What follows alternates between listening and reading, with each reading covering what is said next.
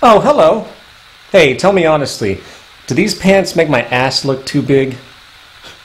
Or wait, maybe not big enough. Is it time for a little butt cheek augmentation? Or maybe a little liposuction to take away these love handles at least. And perhaps while I'm at it, a nice tummy tuck. You know, that can't hurt to even it all out. But wait, why should I stop there? Since I'm a bit too lazy to work on these pecs, perhaps some implants might be in order. Along with a nice minor neck lift. Of course, I'm definitely going to have to do something about this male pattern baldness, right? What's that? An eyebrow lift? No, I don't know if I want to look all alert all the time. Rather, I think I'm going to finish off with a plethora of Botox injections that tighten up these wrinkles. You know, Botox, that chemical neurotoxin that temporarily paralyzes your nerves for the illusion of youthfulness. Marshall McLuhan once said that the last thing a fish would ever notice in its habitat is the water. Likewise, the most obvious and powerful realities of our human culture seem to also be the most unrecognized. And it is only when we take pause, often at the risk of social alienation, to question the foundational principles and ideas to which our lives are oriented, does a dark truth about our supposed normality become more clear. Today we live in an ocean with enormous waves of status obsession, materialism, vanity, ego, and consumerism.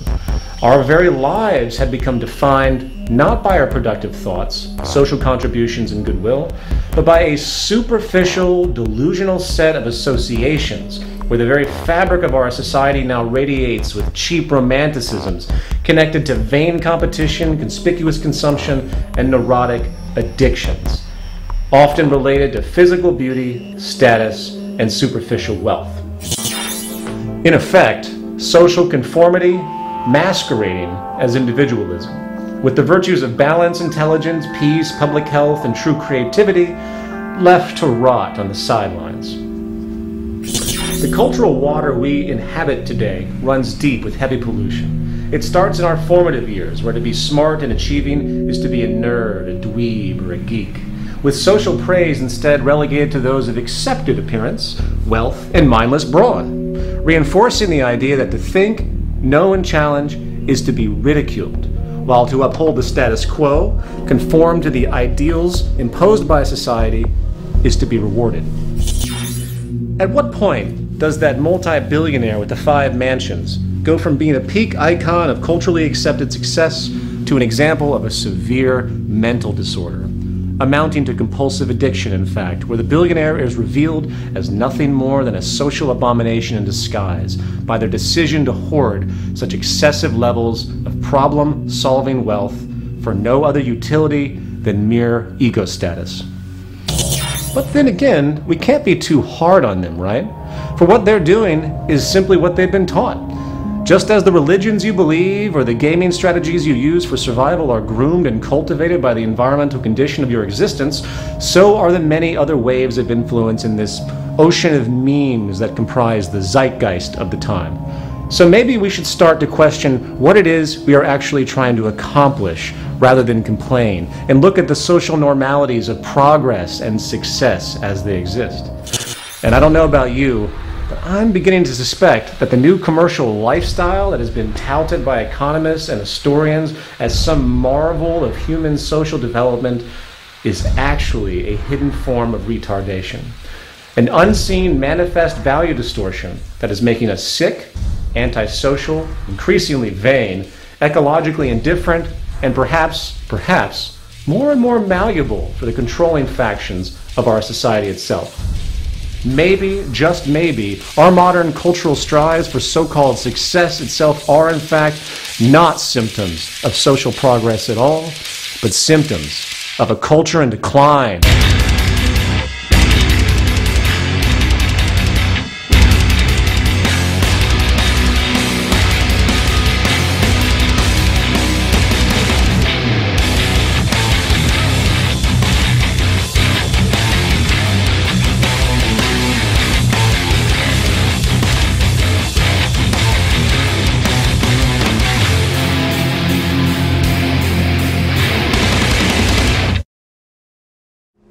A new disease has struck America, rapidly moving across the world, a disease largely unknown in earlier periods and almost entirely unnoticed by those who carry it. A disease spread not by a physical virus or genetic predisposition, but through cultural memes, ideas which are in fact infecting minds, growing and mutating in various strains, inhibiting the mental well-being of many. It's called C.V.D, Consumption-Vanity Disorder. It's a plague of modern society which not only pollutes the minds and values of those infected, it is also turning our world into a cesspool of mini-malls and self-image disorders, wasteful materialism, and belligerent social transgressions. So I've been working with these girls for a few years now. What many don't know about C.V.D is that many substrains or mutations have occurred. These women here suffer from HGS, or hot girl syndrome. So I see we have a few new faces here. Would anyone like to introduce themselves? I moved to Los Angeles a couple of years ago, and I started noticing weird changes happening to my body. Like my skirt started getting shorter and shorter, and I started spending more and more on cosmetics and heels and like cheap jewelry. And then the Botox injection started. And I just couldn't stop. My lips got more and more pouty. And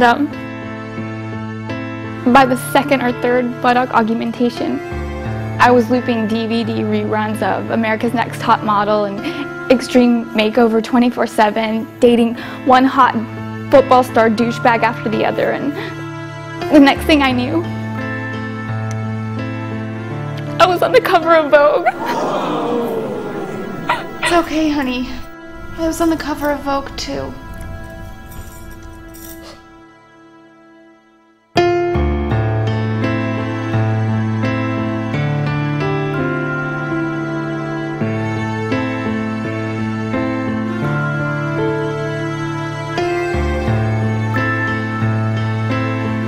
If we go back to the early 20th century, we find a critical crossroad for industry, where the rapid technological advancement was beginning to challenge the most basic foundation of traditional economics, and hence, social operation.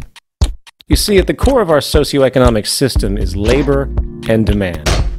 Without product demand, of course, there is no need for production or employment. And without employment, the working public draws no income or purchasing power to buy the goods that keep the economy going. Early in the 1900s, a powerful expansion of productivity through machine application and mechanization brought about something industry really hadn't seen before: a goods surplus. A 1927 article in Nation's Business, conducting an interview with then Labor Secretary James Davis, stated, "It may be that the world's needs ultimately will be produced by 3 days' work a week." Years later, engineer R. Buckminster Fuller described the phenomenon as being able to accomplish more with less, in that the energy, manpower, and resources needed to accomplish particular goals was actually decreasing, while the accomplishments themselves were accelerating. In other words, industry was becoming more technically efficient. However, pre-20th century America and Western society in general maintained an ethic of being frugal overall. There was a conservative ethos where goods were obtained for their utility, a culture of needs, not excessive wants, and most people really didn't see the need to increase their consumption simply because they could. So, the ruling industrialists and social planners had a choice at this point. Either the system was to be adapted to this new more with less productivity, which could mean a rise in leisure time, a shortening of the work week, and an adjustment of pay scales and good values to reflect this newfound abundance as need be. Or, something more dramatic had to happen. The very underlying values and affections of the culture would need to be altered, where the very idea of consuming became a utility in and of itself, to consume for the sake of consuming, in order to maintain the status quo.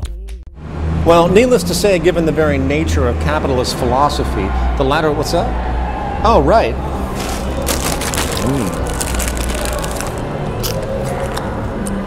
Well, Needless to say, given the very nature of capitalist philosophy, the latter idea was deemed to be the only rational option. The current ruling ethic of ever-increasing profit and gain by industry could not be compromised.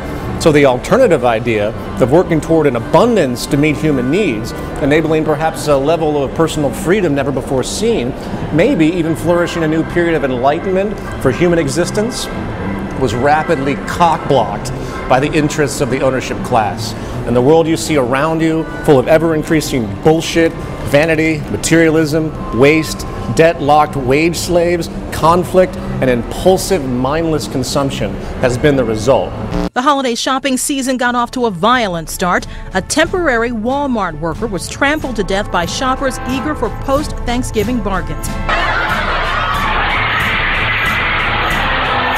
The mad dash into a Walmart store knocked shoppers to the ground near Grand Rapids, Michigan at 5 in the morning. Despite several people falling to the ground, shoppers charged ahead. Girl, push one of my kids out, we'll stab one of you mother...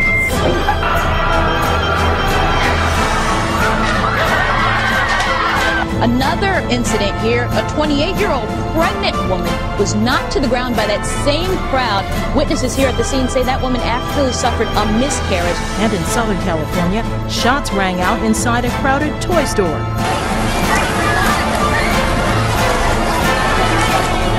They say that a woman sprayed fellow shoppers. This actually happened with pepper spray. Meanwhile, those who knew Damore call his death senseless. They act like animals. Just to buy something for $5, say $5, they actually murdered this guy. How long have you been out here? I've been out here 3 days. In your own words, what brings you here? TVs. My kid wants the what they wanted, an iPad, I believe, the Samsung. But what happened was that they don't sell on that half price. That's too bad. So, a lot of pushing and shoving happens in the stores. I remember seeing some stuff on the news. Have you ever had that experience before? Not on Black Friday at a music concert, but I know how it feels, so I'm prepared. So you're ready to push people back? Pretty much. What do you think of this kind of like impulsive sort of consumerism that gets really forceful sometimes? I don't know. I feel like it's going to be a lot of stress for everybody. Meet Eddie Bernays. He is considered the father of modern advertising. Most famous for turning the largely abhorred word propaganda into the fluffy, warm euphemism public relations, Bernays haphazardly took popular ideas from Freudian psychoanalysis and began to apply them to advertising campaigns.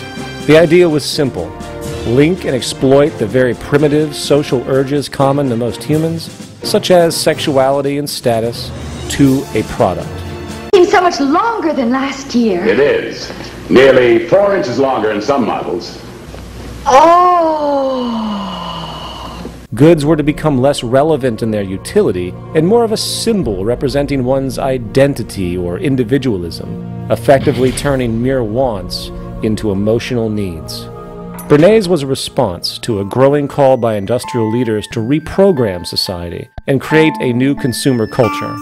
Charles Kettering, director of General Motors in 1929, wrote of the need to keep the consumer dissatisfied. Wall Street banker Paul Mazur said, "We must shift America from a needs to a desires culture. People must be trained to desire, to want things even before the old have been entirely consumed. We must shape a new mentality in America." And it worked. Technological innovation in radio and television helped further this end by a saturation campaign throughout American society, which quickly spread across the world. Advertising no longer was about describing, say, the function of a good and its inherent integrity. It was now about social manipulation, creating inferiority, shame, guilt, and false problems that could only be resolved by submission to purchase. Over an 80-year lifespan, we watch 15 and a half years of television on average. 15 and a half years of having our brains liquefied and sodomized, zombified, and then glorifying products and nonsense. And that screws with us, because advertisements are assholes. They're assholes. Imagine if an advertisement were just a regular guy walking up to you on the street, just going, hey, hey you, hey, Hey, if you wore these jeans, then the hot girls would really do you. I mean like hot girls, not that ugly broad you call a girlfriend. And by the way, could you mention to her that she needs to lose a little weight and do something about her hair? And she could do it too if she would just use these diet pills and this hair gel. And by the way, both of you guys should probably be smoking these cigarettes and drinking this beer. Then you'd be really cool. Although your teeth are looking a little yellow, but we can fix that if you would just use this tooth whitening shit. And then the hot girls would really do you. And by the way, are you happy with your penis size? If you are, that's cool. A lot of guys are happy with fun size. Is that what you call that? Fun size? A lot of girls like that. I mean, I haven't met any, but I bet there are some. But if you change your mind, all you'd have to do is take a couple of these babies, and soon you would have to call up guys to help you carry your junk around like a train on a wedding dress. But how are you going to call your junk carriers with that crappy phone you got there? You should be using this phone with the swipey bullshit technology that makes other people feel like they're better than you just by owning this phone. And they are. They are better than you. Oh my God, all this stuff you need and don't have is making me anxious. Is it making you anxious? Is it? Is it? Is it? Are you anxious now? Are you? Are you? Are you? Well, then all you'd have to do is take a couple of these, and in 2 weeks' time, you would feel better than anything. Plus, bonus side effect, these pills also make your ass hair shiny and more manageable with extra bounce. Anyway, I gotta go, because your girlfriend just decided she looks pretty good in a vintage dress, and I gotta turn that around quick before she stops taking the Ambien Prozac cocktail I gave her, and then she'll stop shopping continuously in order to fill the void created by self-hatred, created by me. Would you hang out with that guy? You see, at the core of advertising is the exploitation of our deep social nature. It turns the empathic community identification into a weapon of external judgment and relative insecurity. In fact, some years back, a multi-year study where Western television was brought into a culture which had never experienced it before was conducted on the island of Fiji. By the end of the observation period, the effect of materialistic values and vanity took a powerful toll. A relevant percentage of young women, for example, who prior had embraced a style of healthy weight and full features, became obsessed with being thin. Eating disorders, which were virtually unheard of in this culture, began to spread, and women specifically were transformed. But let's return to our history lesson. This vanity, materialism, and obsessive consumption neuroses, as powerful as it is, was not quite enough to ensure the stability of the capitalist religion and the ongoing benefit to the ownership class priests. The engineering of consent through advertising aside, the technological age brought another nasty problem for business: increased product efficiency. Not only was production moving faster than traditional consumption, the actual quality of individual goods were increasing as well, due to scientific advancements in design, making needed repeat purchases increasingly less common. Well, this was no good. Remember, the core driver of labor, profit, and consumption, hence the core driver of our economy in general, is scarcity and inefficiency. In fact, the enemy of the market economy has always been competency, and the better and long-lasting a good is, the worse it is for industry. So the water broke and planned obsolescence was born. In 1932, industrialist Bernard London propagated a pamphlet entitled "Ending the Depression Through Planned Obsolescence," where the idea of universally making poor goods to generate more labor demand and growth seemed logical. Some even wanted to make it mandatory for all industries, legally, where life cycles were decided not by the natural state of technological ability, but by the mere ongoing need for labor and increased consumption. In fact, the most notable historical example of this period was the Phoebus light bulb cartel of the 1930s, where in a time where light bulbs were able to last up to about 25,000 hours, the cartel forced each company to restrict light bulb life to a mere 1,000 hours to assure repeat purchases. And in time, this eventually became the strategic approach for all industries. And if you were to sit down and compare the true efficiency possible today to what we're actually doing to keep this waste and deprivation machine going, you would puke in your soup at the lost possibilities. And the final component to note here relates to the problem of purchasing power itself. A fail-safe was needed to ensure monetary circulation and so-called growth, even if the purchasing parties didn't have it. Well, welcome to credit expansion. Credit access has been, in reality, the core driver of economic growth in the West for a very long time. And a quick glance at the private and public debt today globally shows that it is not an anomaly for a person or country to live far beyond its financial means. It is indeed the set fashion. The amount of debt existing globally today far exceeds the entire global money supply itself, and it has been this borrowing from nowhere that has compensated for the inherent limits of employment and wages. However, as bothersome as all of this may seem with respect to ecological irresponsibility and cultural neuroses, the rabbit hole runs deeper. We often forget that the undercurrent of the last couple thousand years has been that some in our species are apparently more deserving than others, and the slavery, exploitation, and ensured deprivation of one group for the advantage of another was considered some law of nature. During feudalism of the Middle Ages, social divisions were clearly defined, with the king and his nobles and barons, etc., holding control of the legion of serfs who were essentially slaves in exchange for basic resources and moderate protection. A common theme during this period was that a genetic or religious superiority of the kings and his constituents gave them the right to dominate. However, as feudalism inched into state monopoly mercantilism and then into open market capitalism, the view of the average peasant laborer, or working class wage slave as they exist today, mutated to where whatever minor protections existed prior was removed to support a doctrine where if a person is not able to obtain work in the market economy, their right to life or mere existence is completely without security. Adam Smith, David Ricardo, and Thomas Malthus, and other pivotal figures of the dawn of modern capitalism, make it very clear that the system they advocate is not for everyone. It isn't as though they actually wanted it that way. They weren't Nazis or anything, but when you consider the scarcity-driven world which they lived, it did seem natural enough. Adam Smith, observing the nature of a social order defined by property relations, stated, "Civil government, so far as it is instituted for the security of property, is in reality instituted for the defense of the rich against the poor, or of those who have some property against those who have none at all." David Ricardo, building on Smith's invisible hand, pseudo-Darwinistic view of market survival, extended the notion to where the inevitable poverty and deprivation of the poor was to be a societal law of nature like gravity, with Malthus going so far to say that you only do harm to the poor by trying to help them. He stated, "Instead of recommending cleanliness to the poor, we should encourage contrary habits. In our towns, we should make the streets narrower, crowd more people into the houses, and court the return of the plague." Of course, many hearing such rhetoric today naturally react in apprehension, not understanding the source of such cold perspectives. Again, if we went back to pre-industrial Europe and witnessed the vast imbalance, scarcity, and poverty, perhaps in fact due to population outpacing production capacity, your intuition might draw the conclusion that the carrying capacity of the land simply can't handle the current population.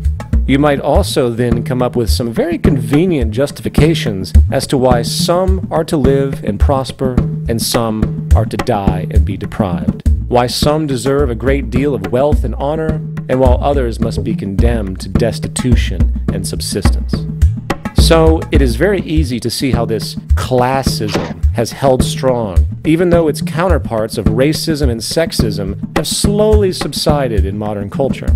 Today, all economic schools of thought, from Keynesian to Austrian, support a will of the market theme, where your value is measured not by the fact that you exist as a human being, but by the place you hold or don't hold in the economic machine. Consider this quote by Ricardo. "By gradually contracting the sphere of the poor laws, by impressing on the poor the value of independence, by teaching them that they must not look to systematic or causal charity, but to their own exertions for support, that prudence and forethought are neither unnecessary nor unprofitable virtues, we shall by degrees approach a sounder and more healthful state." You see, the myth of this system is that people get what they work for, as though it's a level playing field, as though the competitive nature doesn't inherently breed corruption. Wrong! Oh, man. Bob, what's he doing here? So what kind of bullshit is Peter Joseph Stalin feeding you people this episode? Listen, people, what Captain Freedom Hater over here doesn't seem to understand is that the poor are fucking stupid. They're stupid and lazy, and they get what they deserve, all right? And I'm so sick of the nanny state coming in and taxing my hard-earned trust fund so these cretins can go and live it up with their lottery tickets and their malt liquor. Sorry, Bob. You all right? Put him back in his cage. Now, it is at this point you might be asking, what does any of this have to do with consumerism?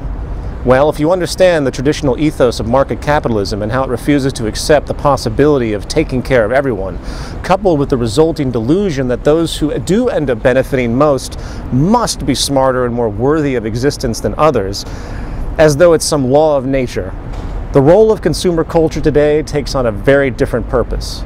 It exists as a powerful means of social control and maintaining the status quo of class division and subjugation. It helps perpetuate a trend that has been around for a long time, since the age of ordained kings who are destined to rule over and exploit the weak masses.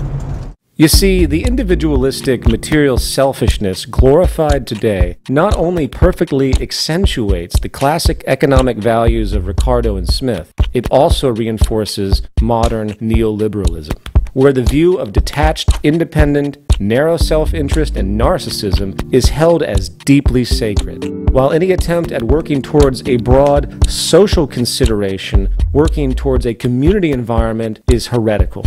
Simultaneously, it compounds class division, since the consumer culture has created an abstract sense of competition and status where to have more than others is equated to success.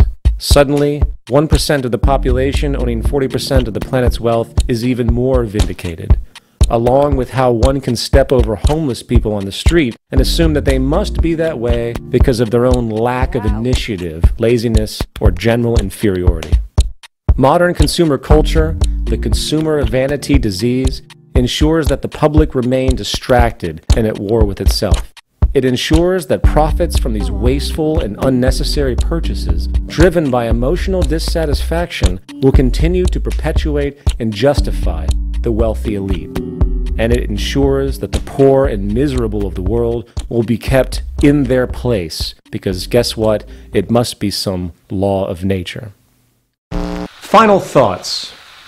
Likely the most hijacked and delusional concept in the world today is that of freedom. In political poetics, historically, it went from a general interest to ensure quality of life and remove oppression, really, to a marketing gimmick to sell you things you don't need to ensure the integrity of an inherently elitist, corrupt political economy. I don't know about you, but I really don't give much of a shit about how many different kinds of toothpaste or deodorant I can choose from in a grocery store. While I'm given simultaneously the farce choice between two politicians clearly of the same breed in an election. I really don't care much for the freedom of being able to concoct, say, a grande white mocha double espresso non-fat steamed milk stirred unsweetened caffeine-free jerk me off slap my ass latte with extra whip at Starbucks. You see, the best form of social control is the kind where the illusion of choice actually persists, and the consumer vanity obsession rampant across the world now embodies the new form of democracy. Forget about the oligarchical plutocracy that continues to rule and destroy the world. Just focus on the rich celebrities on the cover of that goods catalog masquerading as a literary magazine. Forget about how financial and monetary gain is a measure of success and how delusional it really is, for the psychological phenomenon of relative deprivation has shown that having more and more luxury often does not make you happy, only more neurotic, insecure, and antisocial. Forget about the ever-increasing use of antidepressants and other mental health disorders that have emerged around our material society, and do what many do instead.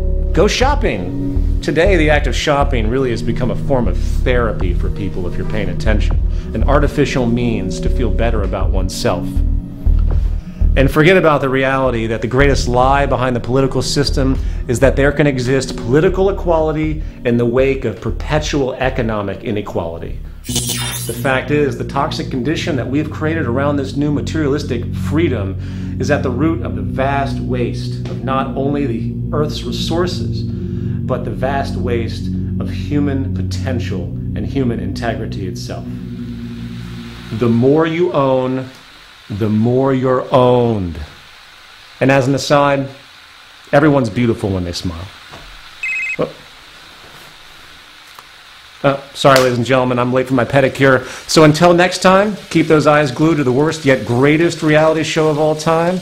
My name is Peter Joseph, and I, like you, am an agent and victim of a culture in decline.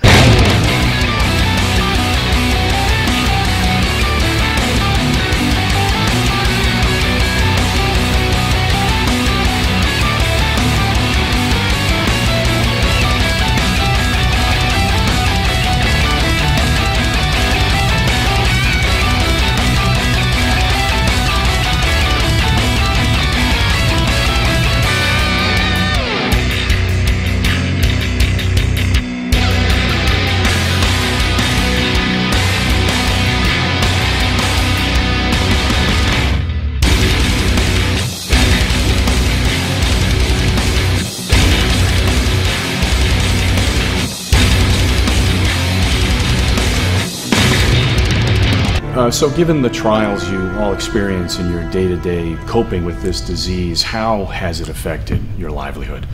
Why don't we start with you? What are you doing for work? Porn. Porn. Victoria's Secret model? Porn. Louis Vuitton model? Porn. Guest model? Porn. American Apparel model? Okay, porn.